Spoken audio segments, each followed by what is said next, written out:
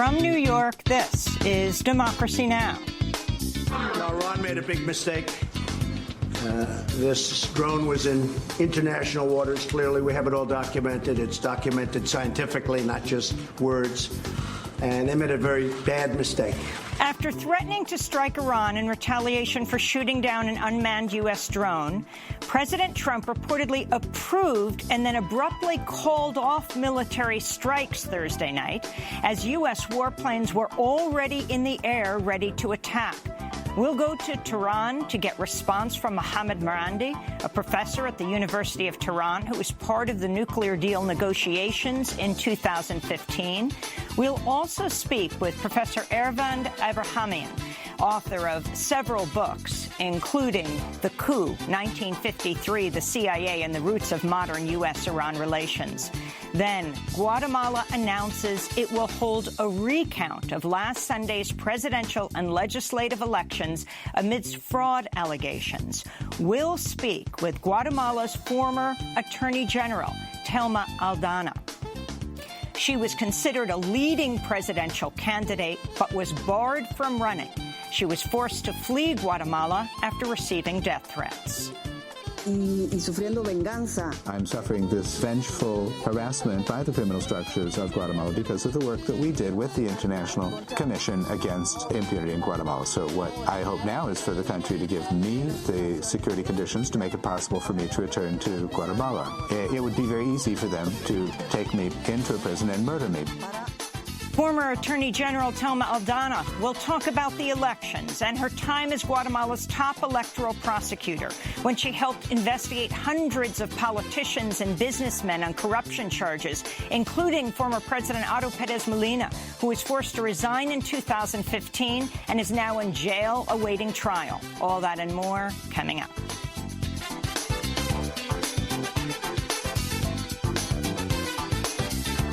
Welcome to Democracy Now!, democracynow.org, The War and Peace Report. I'm Amy Goodman.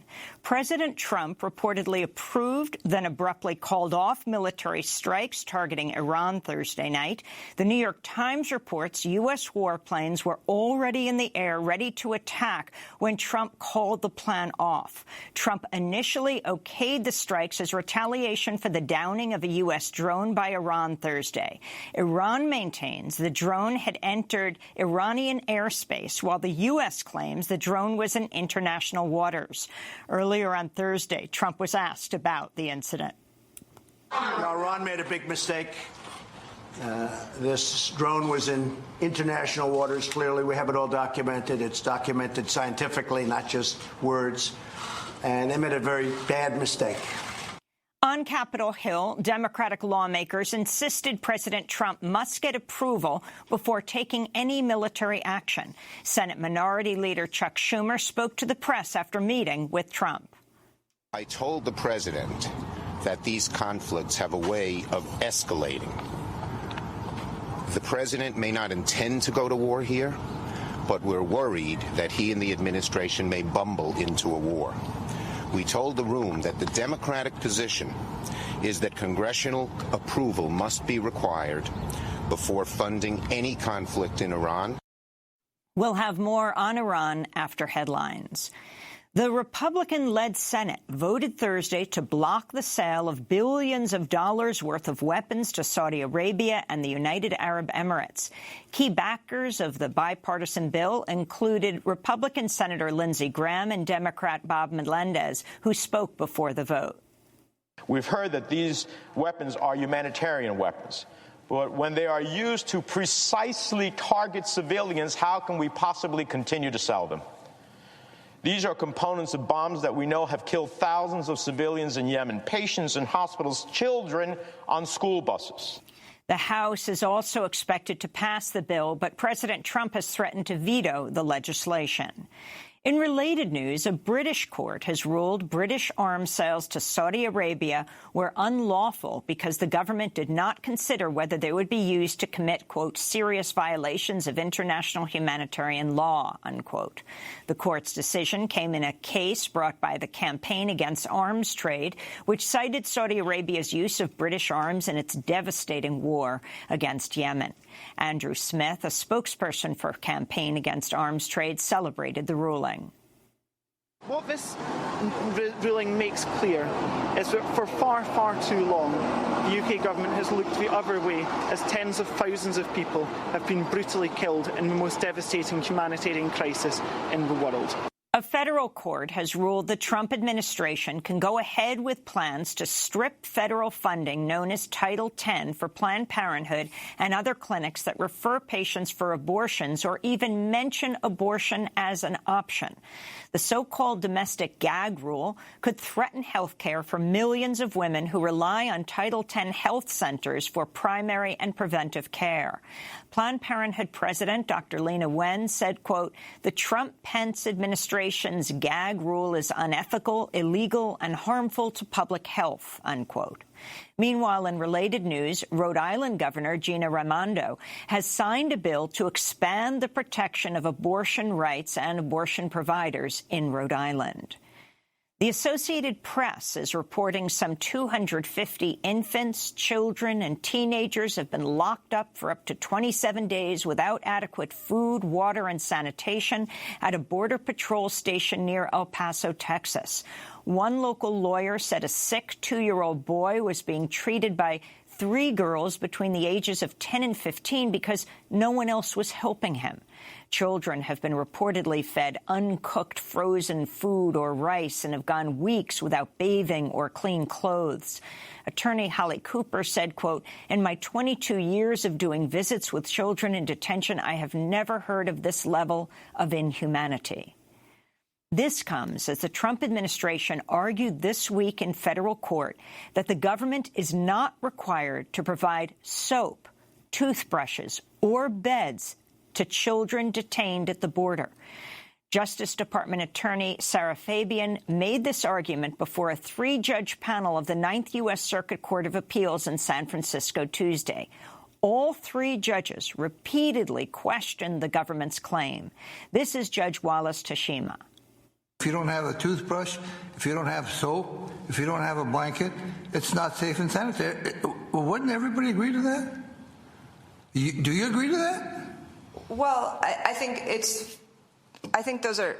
there's fair reason to find that those things may be part of safe and sanitary. Maybe are a part. What do you say maybe? You mean there are circumstances when a person doesn't need to have a toothbrush, toothpaste, and soap for days? Well, I think in CBP custody, it's frequently intended to be much shorter term. So it may be that for a shorter term stay in CBP custody that some of those things may not be required. Judge Marcia Berzon also pointed out detained children have been forced to sleep on cold cement floors with just an aluminum blanket. You're really going to stand up and tell us that being able to sleep isn't a question of safe and sanitary conditions? Your Honor, I think what I'd like to stand up and say is to focus the court on what the question is. In other immigration news, a group of Japanese Americans who were once held in U.S. internment camps are planning to protest outside Fort Sill in Oklahoma Saturday. During World War II, the U.S. government imprisoned about 700 people of Japanese ancestry at the base. There were over 100,000 Japanese and Japanese Americans imprisoned around the United States.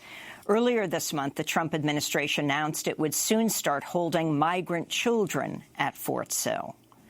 Meanwhile, Colorado immigrant rights activist Jeanette Vizguera has been denied an application for a visa in her latest attempt to stay in the United States, where she's lived for almost a quarter of a century.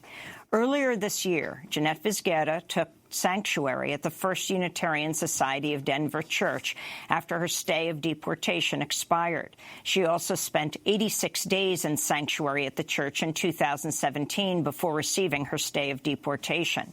She's the mother of 4 children, 3 of whom were born in the U.S. as American citizens. Visit democracynow.org to see our interviews with Jeanette Vizquera.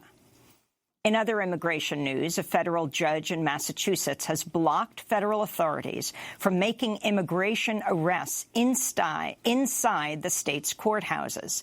This comes 2 months after federal prosecutors charged a Massachusetts state judge and a former court officer with obstruction of justice for allegedly helping an undocumented immigrant evade ICE agents at a district courthouse in the city of Newton, Massachusetts. In news from Central America, Honduran President Juan Orlando Hernandez has ordered the deployment of at least 25,000 military forces across the country as protests grow demanding his resignation. Anger against the authoritarian Hernandez administration has been building for years, but recent unrest was triggered in April amidst news of government plans to privatize health care, pensions, and education. An Ecuadorian judge has ordered the release of Swedish programmer, data privacy activist Ola Bini after over 2 months in jail. But Bini remains under investigation for allegedly hacking the Ecuadorian government and has been barred from leaving Ecuador. Bini is a friend of WikiLeaks editor Julian Assange and was arrested in Quito the same day Assange was forcibly taken by British authorities from the Ecuadorian embassy in London, where he'd lived for almost 7 years. Ola Bini briefly spoke Thursday after the court hearing before being removed by authorities. I'm not free. I'm out of prison tomorrow, but I'm not free as long as this illegitimate investigation is going on. As long as this illegal persecution is going on, I am not going to be free. But we will prove my innocence, and this will be over. And they're trying to censor me. They're trying to stop me from talking to the press. British parliamentarian Mark Field has been suspended after he grabbed a female climate protester by the neck and shoved her. The incident occurred when dozens of Greenpeace demonstrators staged a protest at a speech by British Finance Minister Philip Hammond. Police are now investigating to determine whether Field should be charged with assault. In California, the war crimes trial for Navy SEALs Special Operations Chief Edward Gallagher took a surprise turn Thursday when a Navy SEAL medic testified he, not Gallagher, was ultimately responsible for killing a wounded captive ISIS teenager in Iraq. The medic, Corey Scott, claimed he asphyxiated the teenager after Gallagher stabbed the victim. Scott described it as a mercy killing. Gallagher is also charged with attempted murder for shooting an Iraqi schoolgirl and an elderly man. Firefighters in Philadelphia battled a massive fire overnight after a large explosion at a 150-year-old refinery in South Philadelphia. This marked the second time this month emergency responders were called to the Philadelphia Energy Solutions refining complex, which produces 335,000 barrels of crude oil every day. It's said to be the largest such complex on the U.S. eastern seaboard. No injuries were reported, but nearby neighborhoods were ordered to shelter in place. In health news, U.S. suicide rates have reached the highest level since World War II. The overall suicide rate has jumped by 33% since 1999. The crisis is most severe in Indigenous communities. According to the Centers for Disease Control, the suicide rate for Indigenous women has increased by 139%. For Indigenous men, it's up 71%. And 8 peace activists were arrested Thursday while protesting U.S. drone strikes after they blocked the entrance to the Hancock Air National Guard base near Syracuse, New York.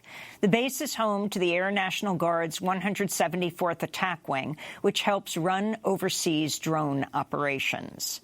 And those are some of the headlines. This is Democracy Now!, democracynow.org, The War and Peace Report. I'm Amy Goodman.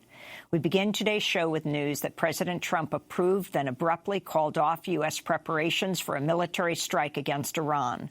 The move came after the operation was already underway in its initial stages, with warships and planes already being put into position. The New York Times reports President Trump approved the strikes in retaliation for Iran shooting down an unmanned U.S. military surveillance drone with a surface-to-air missile, but then called off the attacks at the last minute last night. U.S. officials said targets would have included radars and missile batteries in Iran, and that strikes were scheduled for just before dawn this morning in order to minimize the risk to civilians and the Iranian military. It remains unclear if attacks on Iran might go ahead later.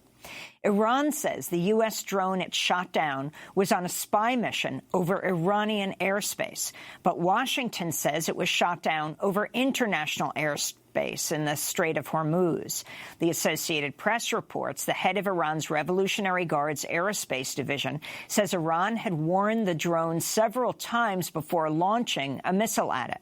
General Amir Ali Hajizadeh told Iranian state television on Friday, quote, "Unfortunately, they did not answer." Trump spoke to reporters about the downed drone Thursday in the Oval Office when he was meeting with the Canadian Prime Minister Justin Trudeau. Now, Iran made a big mistake. This drone was in international waters. Clearly, we have it all documented. It's documented scientifically, not just words. And they made a very bad mistake. How will you respond, Mr. President? How will you respond? You'll find out. Are you willing to go to war with Iran? You'll find out. You'll find out. I mean, obviously, you know, we're not going to be talking too much about it. You're going to find out. They made a very big mistake. Amidst tensions over the downing of the U.S. drone, the Federal Aviation Administration has now barred American aircraft from flying over Iranian-administered airspace in the Persian Gulf and the Gulf of Oman. Other airlines have also changed the routing of their planes. All of this comes after Trump pulled the United States out of the 2015 nuclear pact with Iran last year and has imposed economic sanctions on Iran. On Tuesday, the U.S. announced it was sending 1,000 more troops to the region. In May, it also announced a 1,500-troop increase after attacks on 2 oil tankers in the Gulf of Oman. Iran has denied being involved in the attacks and has repeatedly said it's not seeking war with the United States. Meanwhile, Secretary of State Mike Pompeo and other top Trump officials have reportedly been linking Iran to al-Qaeda and the Taliban during closed-door briefings with congressional lawmakers in what Democrats fear could be part of a plan to invoke the 2001 authorization for the use of military force to attack Iran. For more, we're going to Tehran, Iran, where we're joined via Democracy Now! Video stream by Mohammad Marandi, professor of English literature and Orientalism at the University of Tehran. He was part of the nuclear deal negotiations in 2015. Here in New York, we're joined by Ervand Abrahamian. He is a retired professor of history at City University of New York. He's the author of several books, including The Coup, 1953, the CIA and the Roots of Modern U.S.-Iran Relations. We welcome you both to Democracy Now! Let's start in Tehran with Professor Mohammad Marandi. Can you talk about the response on the ground to hearing this New York Times report, which the Trump administration has not denied, and other now news outlets have confirmed, that they were in the midst of a strike right before the attack happened with the planes in the air? They called it off. Well, people are viewing the whole story with a significant amount of skepticism. And the reason is that the whole affair, this whole saga began with the U.S. leaving the nuclear deal, and then subsequently Trump imposing economic warfare against Iranians, something which he said specifically, also said that these were brutal sanctions. So the escalation began on the American side. And then the tankers that were struck also were suspicious to the Iranians, because the tankers that were struck a month ago off the coast of the United Arab Emirates were attacked almost immediately after Bolton said the Israelis gave him information about an imminent Iranian attack, which made them suspicious. And then just recently, right off the Iranian coast, 2 other tankers were struck, linked to Japan. the tankers while the Japanese Prime Minister was in Tehran, the first Prime Minister from Japan in Tehran for 41 years. And right before he was supposed to meet the Iranian leader, these tankers were struck. And the Americans said they were mines. The company that owned the tankers said they were not mines. They were projectiles coming from the air. All of this makes everything that's going on over the past few days seem very suspicious in the eyes of ordinary Iranians. And with regards to this particular drone, this is not the first drone that belongs to the United States military that the Iranians have downed. They've downed a number of drones in the past. The United States never denied that. They've recovered the parts. And they brought down another drone by hacking the computer and landing it safely. And in this particular case, the Iranian foreign minister gave the precise details of where it was hit. And the Iranians also recovered parts of the drone itself. So the American government narrative here seems suspicious as well. And therefore, in the eyes of Iranians, everything that comes out of Washington right now has to be looked at with a great deal of skepticism. Salami said Iran shot down the drone to send a clear message to the U.S. that Iran does not have any intention for war with any country, but we are ready for war. Can you explain the significance of his comments, Professor Morandi? Well, when President Trump says that he can annihilate and destroy Iran in a tweet, then the Iranians are going to take any move by the U.S. military seriously. When the U.S. president and people in the White House constantly speak about all options are on the table and Republican senators calling for strikes on Iran, then that makes the Iranian military much more sensitive. The Iranians are already engaged in defensive actions against the United States. They have to constantly monitor American fighter jets, American ships that are constantly moving close to the Iranian border. And when a drone like this violates Iranian airspace, that basically means that they are looking for places to strike. That's how the Iranians interpret it. So the Iranian military had no option but to shoot down the drone. And the fact that the Americans don't want to wait to see the evidence in the UN Security Council also makes this more suspicious.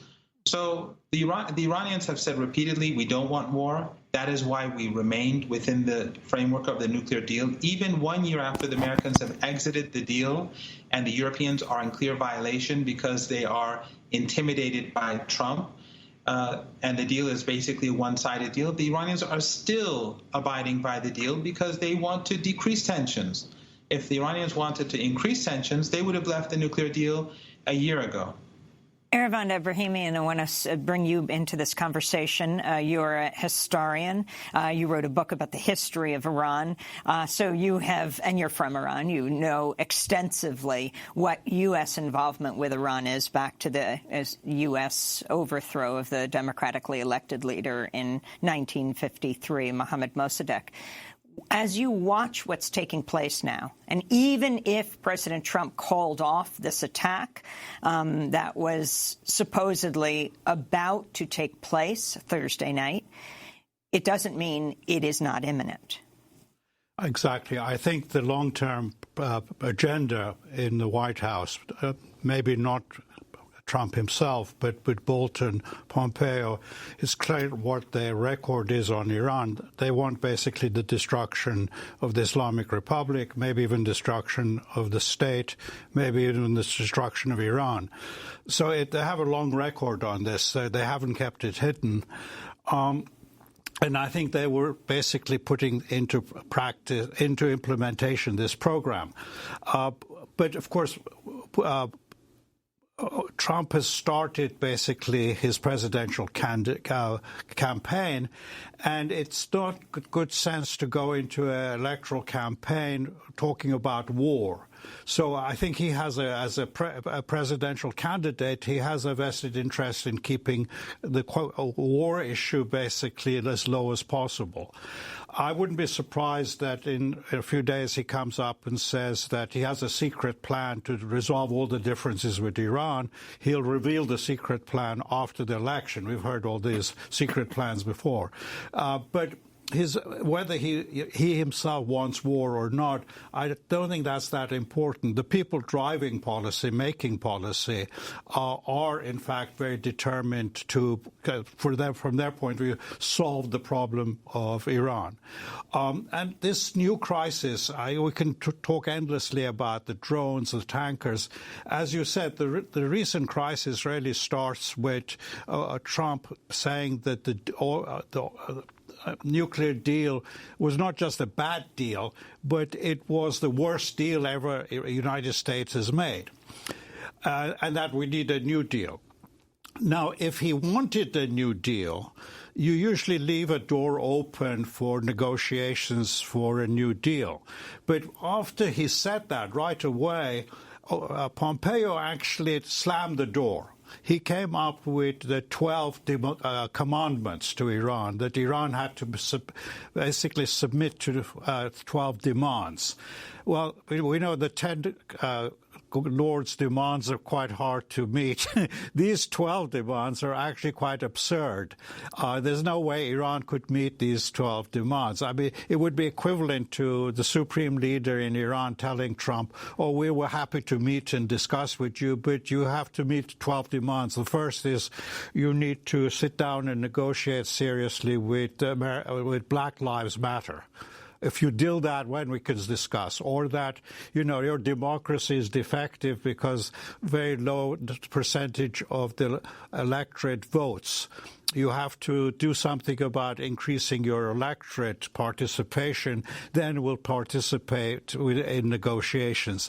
Well, these sort of demands would be considered absurd. Similarly, the demands that Pompeo put on Iran were absurd, as though they weren't really negotiating demands. They were basically saying, surrender, submit to everything we demand, and basically commit suicide.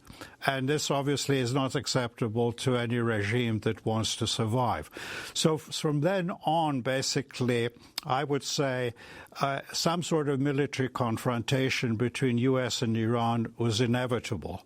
Now, whether it happens next week or the week after or after the election, if Trump is elected, I think that's basically in the books. There's no way we can avoid basically some sort of military confrontation. Mohammed Marandi, can you talk about the role of Jared Kushner in supposedly shaping a Middle East peace plan, and what does this have to do with Iran? Well, I think one of the objectives of the Trump administration is to sideline Iran, to put so much pressure on Iran so that Iran discontinues its support for the Palestinian people. The Iranian position, of course, on Israel is that Israel, like apartheid South Africa, is an apartheid regime and that it is morally illegitimate and that it has to change fundamentally, like South Africa, until Iran recognizes such a state. In other words, Palestinians have to have equal rights and self-determination throughout the land. But the United States, because of Iran's support for the Palestinian cause, wants to sideline Iran, to weaken Iran so much, or as the esteemed professor points out, perhaps even further. The United States wants to go further than that and destroy Iran. But they are doing this, or they want to do this, basically to strengthen the hand of the Israeli regime and allow them to finish off the whole issue of Palestine. Of course, I don't think that is possible. I don't think it's going to happen. The deal of the century, I think, is going to fail. But also, I'd like to point one other thing out, and that is, if indeed a military conflict is inevitable between the United States and Iran, I think there are two important things that have to be kept in mind. First, if there is a war, then, in my opinion, all of the oil and gas facilities, as well as the tankers in the Persian Gulf region, will be destroyed. This will not be just the issue of closing the Strait of Hormuz. This will be something very long-term, and that will lead to a global economic catastrophe, unlike anything we've seen in contemporary history. In addition to that, Iranian allies across the region will engage U.S. forces and U.S. allies militarily in Iraq and Afghanistan and elsewhere. And then you would have the Saudi and Emirati regimes collapse immediately because they're completely dependent on oil. And millions of people will be on the move. So that's a scenario that is just something that people should not even contemplate. The second is that the United States may carry out a small strike. Here, I think, is almost equally dangerous because I think that there's some so-called Iran experts in the United States that are telling the U.S. government that if you carry out a limited strike, Iran will do nothing in response, or there'll be just some token response. That is a major miscalculation. The Iranians will be relentless in their response. They will probably be very disproportionate as well, and they will also strike those regional countries that would allow the Americans to attack. And the reason why the Iranians would respond so severely is that they want to make sure that the United States does not come to any conclusion that they could repeatedly attack Iran. And this, of course, could lead to further and further escalation. So it would be against the interests of the whole of the international community, as well as the people of the United States, to even contemplate any strike, even limited. And Mohammad Marandi, we just have 20 seconds with you left in Tehran. The effects of the sanctions on the ground in Iran.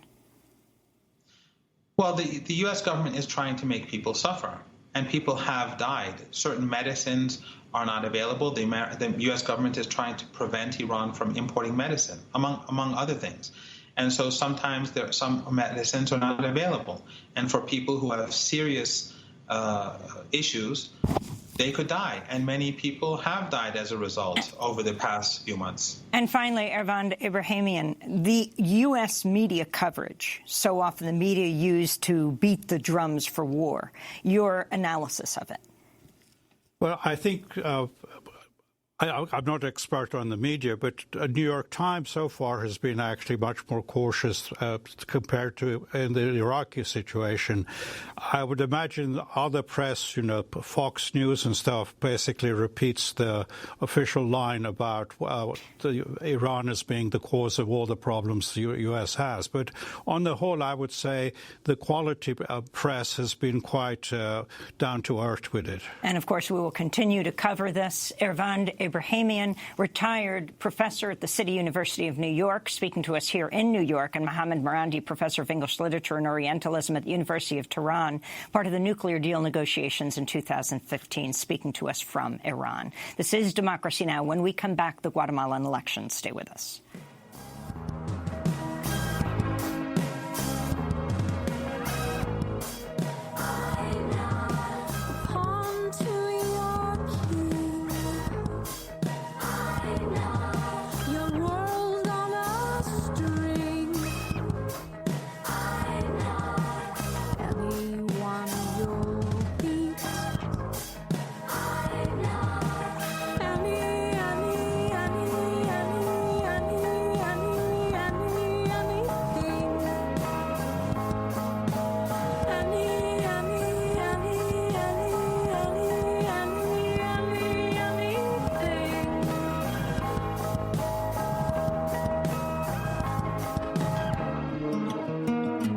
Now, St. Vincent. This is Democracy Now! I'm Amy Goodman. As we turn to Guatemala, where the Supreme Electoral Tribunal announced Thursday it will hold a recount amidst fraud and allegations following last Sunday's presidential and legislative elections. Former First Lady Sandra Torres of the party UNI currently leads the presidential race with nearly 26% of the vote. Before the recount was announced, a runoff was expected between Torres and Alejandro Giammattei, the candidate for the ultra-conservative Vamos. Both of of them have been accused of money laundering and ties to drug traffickers.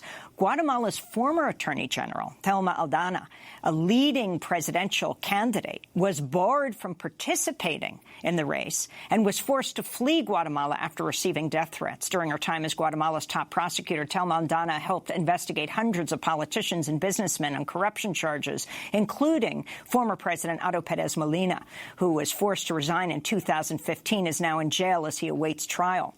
In March, shortly before Aldana announced her candidacy for president with the center-left political party Movimiento Semilla, she was barred from the race after criminal charges and an arrest warrant were issued against her. She says the accusations are retaliation for her work with Guatemala's anti-corruption movement. Last year, she was awarded the 2018 Right Livelihood Honorary Award. Well, I spoke with Thelma Aldana earlier this week, shortly after Guatemalans headed to the polls. I began by asking her about the outcome of the election. In Guatemala, there is a captured state. This is something which I have verified with Ivan Velázquez, who was the commissioner of the International Commission Against Impunity and Corruption. In the investigations we carried out, we found out that there were illicit economic and political networks encrusted in the Guatemalan state. The institutions, particularly the institutions of justice or key institutions in the country that are part of the Guatemalan state, have been captured. In that context, the elections recently held in Guatemala lack any legitimacy. It is an election which has no possibility of being democratic because the state has been captured, and everything that emanates from dark institutions, institutions that lend themselves to manipulation, cannot yield a transparent process. I'm referring to the Office of General Accounts, the Supreme Court of Justice, the Supreme Electoral Tribunal, the Constitutional Court. All of these institutions have persons within who answer to the interests of any number of sectors, but not the national interest. I was a victim of those institutions, which for no reason, for no basis, left me outside of the election contest because I represented some disturbance to that corrupt and captured system, and I was a bother because I fought corruption. Now I am accused of facing absolutely false accusations, and I'm suffering death threats merely because I fought against corruption. I believe that in Guatemala, the conditions do not exist to be able to speak of a legitimate election. Can you talk about who the Pacto de Corruptos is, what some call the corrupt wolf pack? The Pact of the Corrupt or Corrupt Wolf Pack is a criminal and perverse alliance that has been operating in Guatemala for many years, especially through the old traditional politics whereby every 4 years we are made to choose among the same, and the people go to the polls with hopes that everything will change, and nothing changes.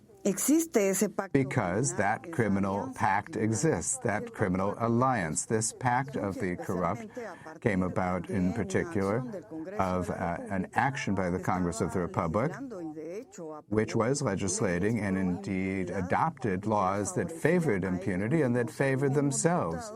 The very legislators who were indicated by the CICIG, the International Commission, and the Attorney General's Office, they were accused of several anomalous acts. So there is alliance among several legislators in the National Congress, President Jimmy Morales, an important sector of the political class, and various interests who have all formed this corrupt wolf pack that has brought Guatemalan democracy to its knees at this time. Thelma Aldana, do you believe they are responsible for driving you out of the country? Are they responsible, including the president, Jimmy Morales, for the death threats against you?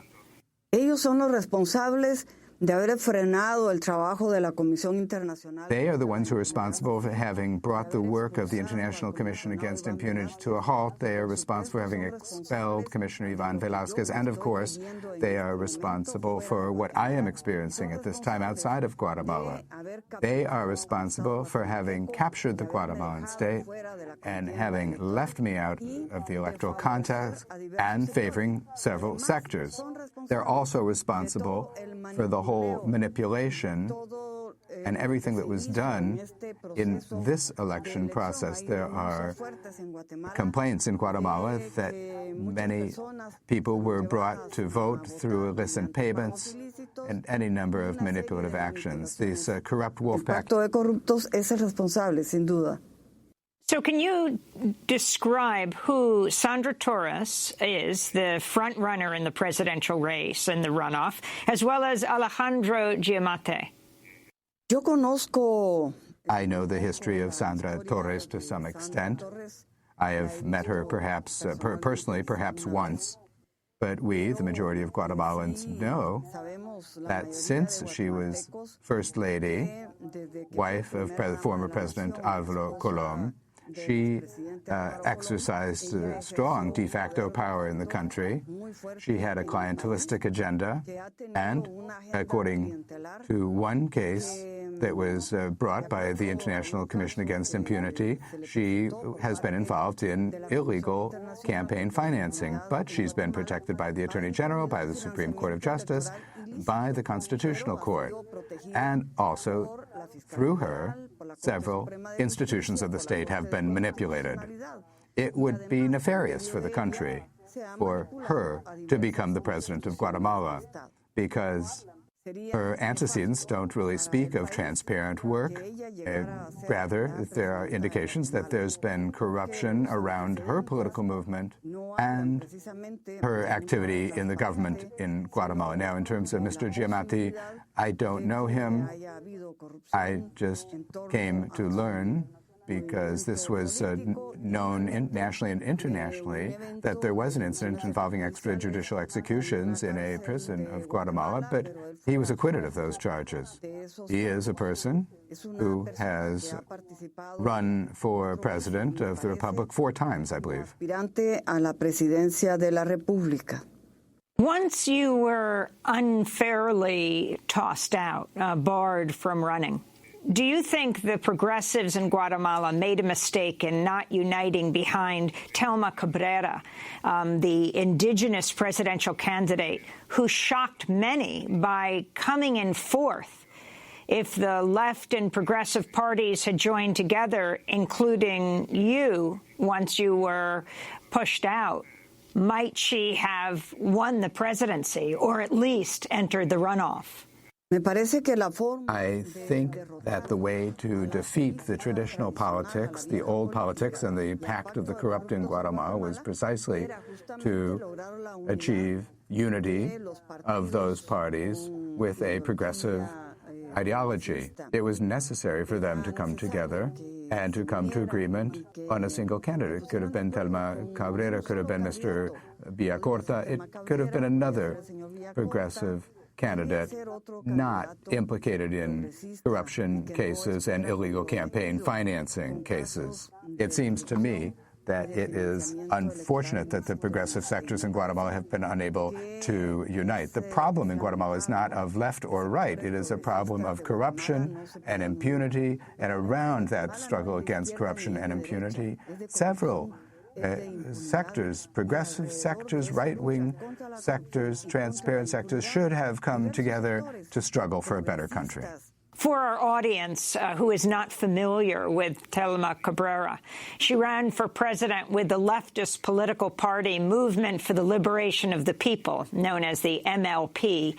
The party seeks to declare Guatemala a plurinational state to recognize its more than 20 indigenous and Afro-Guatemalan groups, wants to nationalize Guatemala's natural resources, and runs on a platform of inclusion and diversity. This is Telma Cabrera speaking to hundreds of supporters in Guatemala City's Constitutional Plaza for MLP's campaign closing right before the election. Hemos sido gobernados por empresarios We have been governed by businessmen, military men, academics, and most recently by a comedian.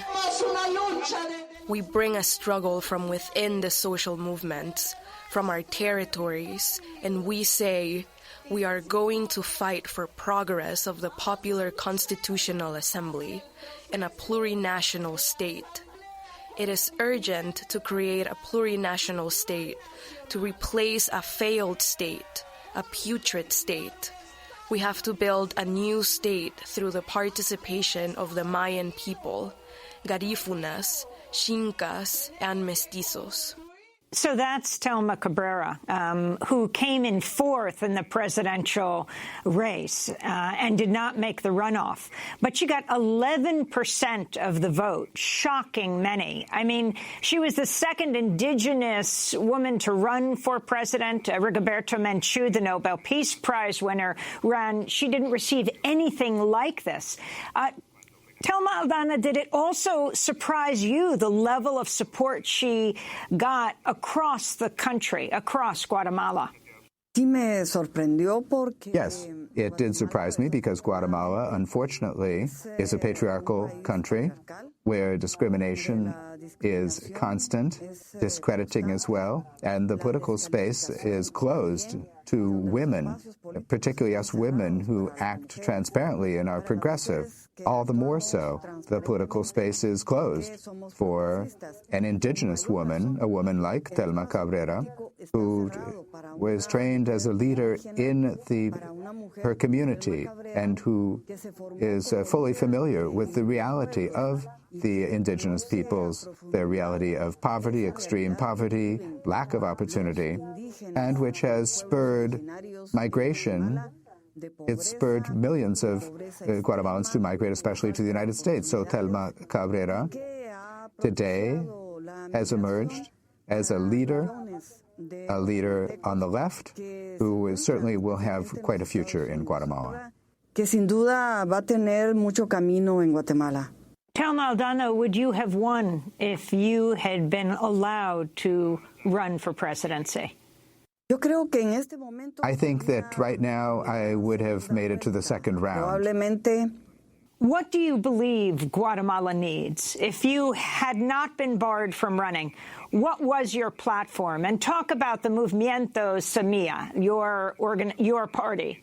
Yes, the Movimiento Semilla is a citizen platform, a progressive movement, ready and willing to fight poverty, hunger, extreme poverty that Guatemala experiences. We want to open up opportunities for indigenous peoples, for women, for the peasant population, for children, for youths, and we need to create that space for inclusion that is so badly needed in Guatemala. No doubt, had we participated, we'd be in the second round, and with a great number of a good possibility of reaching the presidency. And our most important goal was to rescue the Guatemalan state from the criminal structures that have it captured at this time, and to put in place a government at the service of the people. Y generar un gobierno al servicio del pueblo. Thelma Aldana, the former Attorney General of Guatemala, leader in the country's anti-corruption movement, former presidential candidate in this year's election until she was barred, now has fled the country facing death threats. Back with her in a minute.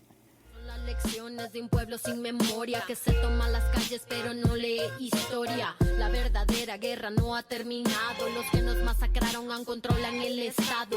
A quien conviene el orden que se mantiene. Perdonen, pero el optimismo ya no me sostiene. Hago lo que puedo, pero no es suficiente. Aunque intento, no entiendo al resto de la gente. ¿Qué más das? Igual no me entiendo a mí. Vivo en conflicto y no sé a dónde ir. Si no me hace reír, prefiero no seguir. Si no me vibra el corazón, prefiero huir. No encuentro la respuesta, no recuerdo la pregunta. Guatemalan hip-hop artist Rebecca Lane. This is Democracy Now! I'm Amy Goodman as we continue our conversation with Thelma Aldana, the former Attorney General of Guatemala, leader in the country's anti-corruption movement, former presidential candidate who was barred from running in last Sunday's Guatemalan elections, fled the country facing death threats. In this exclusive interview, I asked her about the factors leading Guatemalans to flee the country for the U.S.-Mexico border in record numbers. In a country where 27% of the population is living in extreme poverty, that's 3.8 million Guatemalans who today don't have enough to eat.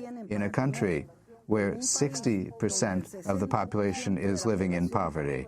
In a country that is governed by a pact of the corrupt, where there is a criminal alliance. There are no opportunities, there is no security, and there are no opportunities for leading a life with dignity. And this forces people to migrate, to leave, to look for better living conditions in the United States. And the migration will never be brought to a halt until the underlying problem of Guatemala is resolved. And El Salvador and Honduras find themselves in the same situation. The problem is structural. The problem is one of lack of opportunity, discrimination, racism, and corruption. The rule for governing in Guatemala is corruption. That is it's no exception. They steal everything, and the people are left hungry. What about the role of the United States? President Trump recently announced that he was cutting off all aid to Guatemala, Honduras, and El Salvador because of the outflow of migrants into the United States. How will that affect Guatemala? Guatemala has had a lot of support from the international community, including the United States. The setting up of the International Commission Against Impunity, the CICIG, is an effort by the United Nations. Nonetheless, it is not appreciated in Guatemala. I think that beyond U.S. policy and beyond the support of the international community, which is extremely valuable, our problem is in Guatemala, and it needs to be resolved democratically in Guatemala. So talk about what the CICIG did and what you did as Attorney General, as well as after, in working with CICIG. Talk about the threats faced by the investigators, who was held accountable for corruption, and what it means for CICIG to be ending in Guatemala right now. A mi juicio, la instalación de la Comisión Internacional contra la Impunidad. In my view, the establishment of the International Commission Against Impunity in Guatemala is the best contribution that the United Nations has made to my country. It is the greatest effort, and it is a successful mechanism, a mechanism that does work. I can tell you that I worked hand in hand with the International Commission Against Impunity. It does work, and that is why the criminal alliance in Guatemala is bothered by this, and perhaps there might be some other countries that don't want a similar mechanism for the same reason. If a president of the republic, if a national congress sector is committed to transparency, if this is what we had, then they'd be supporting the work of the CICIG and the work of Commissioner Ivan Velázquez. During our joint effort, we were able to dismantle hundreds of criminal structures, and we showed the population the face of those who have directed the clandestine security apparatuses and those that have been in the Guatemalan state. We showed the Guatemalan population how these structures became illicit political and economic structures, and those are the ones that have captured the Guatemalan state.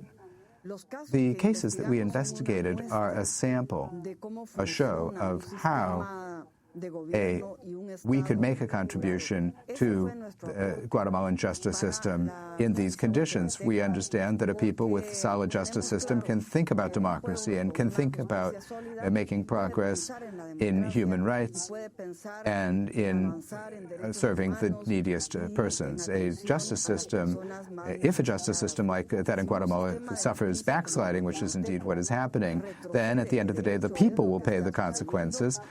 And the criminal alliance will continue with its status quo, with its illicit financing, and with worse living conditions in Guatemala.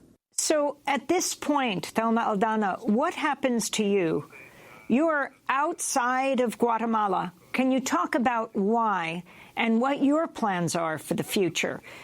What about these charges that have been brought against you of embezzlement and crimes around taxes? What do you say about them? Y sufriendo venganza de las estructuras criminales de Guatemala. I'm suffering this vengeful harassment by the criminal structures of Guatemala because of the work that we did with the International Commission against impunity in Guatemala. So what I hope now is for the country to give me the security conditions to make it possible for me to return to Guatemala.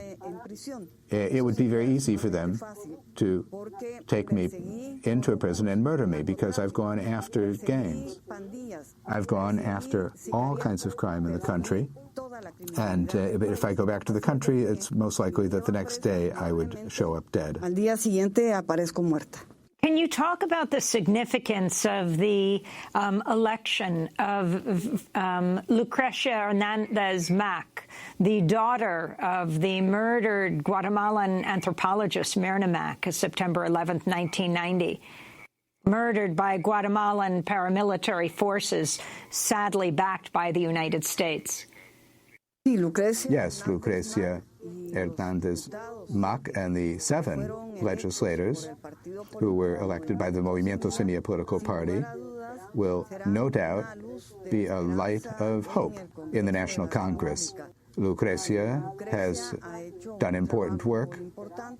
She has brought a message of hope to Guatemalans. Nonetheless, I must recognize that they are a minority and that they're going to have to make a major effort to get their proposals adopted in the National Congress. Se conviertan en una realidad en el Congreso de la República. That was Telma Aldana, the former Attorney General of Guatemala, a leader in Guatemala's anti-corruption movement, former presidential candidate in this year's election until she was barred from running and left Guatemala facing death threats. At the end of the interview, she was speaking about Lucrecia Hernandez Mack, a newly elected legislator in the Guatemalan Congress with Aldana's political party. Although there will now be a recount for all of Guatemala's elections, Lucrecia Mack is the daughter of the renowned Guatemalan anthropologist Myrna Mack, who was murdered by U.S.-backed Guatemalan security forces on another September 11th, 1990. We got in touch with Lucrecia Hernandez Mack in Guatemala City earlier this week, and I asked her about her mother's legacy. In Guatemala, we had a 36-year armed internal conflict between 1960 and 1996, which was the year that we signed our last and final peace accord. During these years of conflict, the military would come into the rural communities and massacre them. So we would have a lot of survivors fleeing into the mountains and going as refugees to Mexico. And my mother, as a social anthropologist, would do research on the internally displaced population. So she would publish along with certain U.S. universities. And because of these publications she did, she became an enemy of the state. So she was a target of an intelligence operation of the Estado Mayor Presidencial, which is the major office for the security of the president, and that worked as an intelligence squad, death squad. So in 1990, in September 11 of 1990, she was murdered, stabbed 27 times. Just when she was coming out of her work. After that, my aunt, Helen Mack, started looking for justice. She was able to prosecute and have a sentence against one of the material authors and one of the intellectual authors. They were both part of the military, and the intellectual author was a colonel who is currently has escaped justice. He was prosecuted, he was sentenced, but he was never, we were never able to put him in prison. My mother was the victim of a state that would repress and generate death. And many of us are just trying to convert and change that government into a government that gives well-being and life and health, basically. So that's maybe the major reason why I've gone into politics, and now I'm an elected congresswoman, and I'm in a political party that is trying to, combine ethics with politics and to have a government that is not working for the military or for the oppression or for the corrupt, but finally will start working for the people. Lucrecia Hernandez-Mack, former Minister of Health in Guatemala, now newly elected legislator in the Guatemalan Congress with the political party Movimiento Semilla, the political party of Telma Andana. The Guatemalan Supreme Electoral Tribunal announced Thursday it will hold a recount amidst fraud allegations following last Sunday's presidential and legislative elections. Well, that does it for our show. Very special thanks to Maria Taracena, Libby Rainey, and Charlie Roberts. Democracy Now! Is produced by Mike Burke, Dina Guzder, Nermeen Sheikh, Carla Wills, Tammy Warrenoff, Sam Alcoff, John Hamilton, Robbie Karen, Hani Masood, Trina Nadura, Tamery Studio. I'm Amy Goodman. Thanks so much for joining us.